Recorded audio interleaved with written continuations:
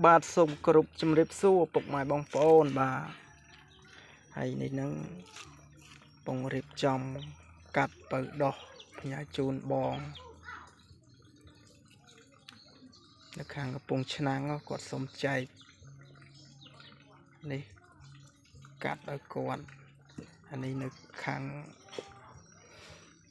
គល់អានេះរបស់ខ្ញុំទុកមួយអង្គ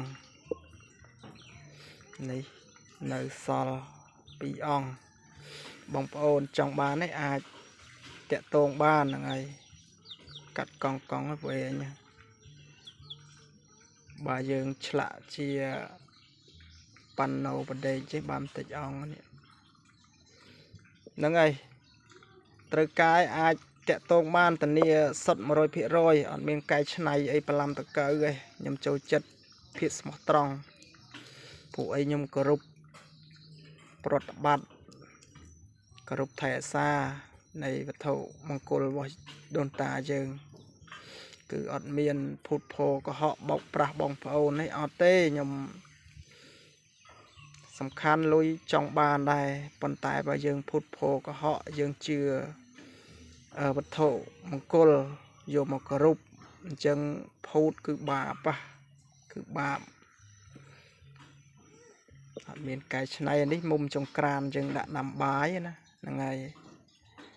ដាក់ចុះដោះឡើងចាស់គាត់ចំណាំនិយាយថាដាក់ចុះដោះឡើងជាឋានធម្មជាតិដោះបើដោះមុំចង្ក្រានអ្នកខ្លះរៀមច្បងយើងខ្លះគាត់ហៅឈើតេបហ្នឹងហើយបើដោះខាងកាពីសម្រាលអីបើពន់អីខាងរ៉ូស៊ីដាក់ចុះដោះឡើងបងប្អូនដែលរ៉ូស៊ីអីមិនសូវសំប្រកបអីរ៉ូស៊ីអីដាក់អីអញ្ចឹងយើងប្រើបើដោះគឺសំប្របីព្រោះខ្ញុំគោរពថែសារនៃវត្ថុមង្គលរបស់យើងបានខ្ញុំដឹងហើយបានឆ្នាំនេះបានមួយដើមនេះឯងហ្នឹងហើយពីដើមនោះទៀតគឺឆេះអស់ហើយអធិស្ឋានផងខ្ញុំកាលទៅយកនៅចកាលើណាខ្ញុំអត់បានយកទូរស័ព្ទទៅណាមួយមិនភ្លៀងផងទៅនឹងទៅដោយសារព្រាវទេហ្នឹងហើយសវត្តទៅរោបញ្ញាផងអីផងទៅភ្លេចយកទូរស័ព្ទហើយការយកនៃបើដោះមកផ្ទះហ្នឹងគឺខ្ញុំសុំគេត្រឹមត្រូវពីព្រោះវត្ថុមង្គលដែលយើងគោរពយកមកថែរក្សាយើងមិនចេះតែយកឆ្កុយប៉ាត់ណាប៉ាត់ណីទេគឺ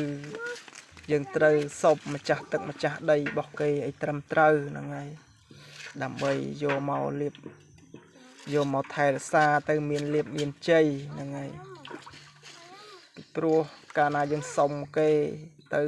របស់ទាំងអស់ហ្នឹងគឺថែរក្សាយើងហ្នឹងហើយខ្ញុំមិននិយាយចំទៅរបស់ខ្ញុំអត់ដែរយកឆ្កុយទេ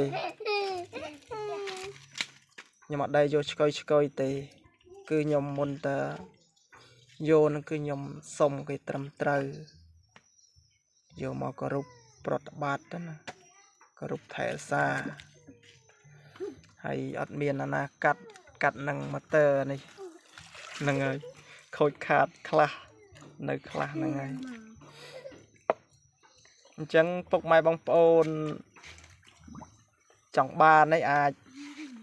មកសុំចែកបាននៅ2អង្គខ្ញុំដាក់ជាវធូទេខ្ញុំអត់ដាក់ជាវថ្លៃដូចរៀមច្បងយើងគ្រូផ្សេងទេខ្ញុំដាក់ចែកជាវជូនបងប្អូនយកទៅឲ្យបានយកទៅគ្រប់ទាំងអស់គ្នាណាហ្នឹងហើយធូទេ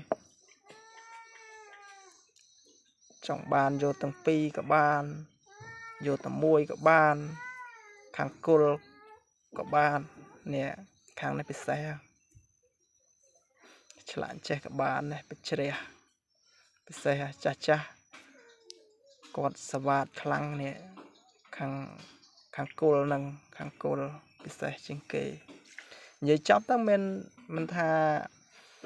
ខាងណាខាងណីឲ្យទៅបើដោះទាំងអស់គឺខ្លាំងដូចតែគ្នាទេឲ្យតែយើងគោរព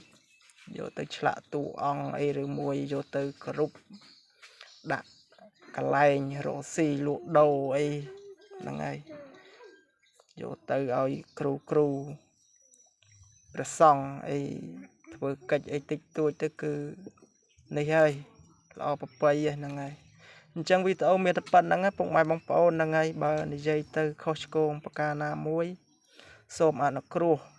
អធិស្ឋានហ្នឹងហើយខន្តីអភ័យទោសរាល់រូបខ្ញុំបាទនិយាយទៅមានជ្រុលជ្រោះប្រការណាមួយហ្នឹងហើយពុកម៉ែបងប្អូនមិនទាន់ចុច Subscribe សញ្ញារូបកណ្ដឹងទេសូមជួយចុច Subscribe និងសញ្ញារូបកណ្ដឹងដើម្បីទទួលបានវីដេអូថ្មីទុកគ្រាន់ស្ដាប់កំសាន្តទស្សនាហ្នឹងហើយអរគុណច្រើនហេង